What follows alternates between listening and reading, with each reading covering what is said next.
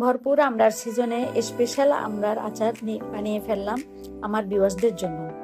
এভাবে আচার বানাইলে নিশ্চিত বয়মে ঢোকার আগে শেষ হয়ে যাবে সবগুলো আচার।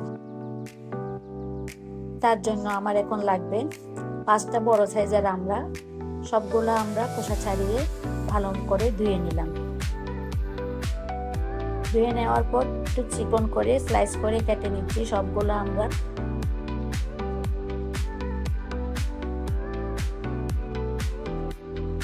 সবগুলো আমরা কেটে নেওয়ার পর ওখানে দিয়ে দিলাম সামান্য লবণ আর লাল মরিচ, কিছুক্ষণের জন্য রেখে দিলাম। একটা মশলা তৈরি করব, তার জন্য লাগবে কিছু শুকনো মরিচ, ধনিয়া, মিষ্টি জিরা, সরিষা এবং পাঁচফোড়ন। সবগুলো মশলাকে ভালো মতো গরম করে নিয়ে একটু ব্লেন্ড করে রাখলাম।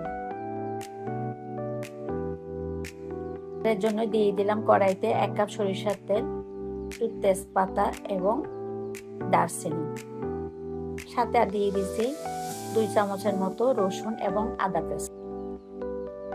একটু কষিয়ে নিলাম। তার মধ্যে দিয়ে দিলাম স্লাইস করা আমড়াগুলো, সাথে দিয়ে দিলাম একটু হলুদ গুঁড়া এবং লবণ, দিয়ে দিয়েছি 3-4 চামচ চিনি।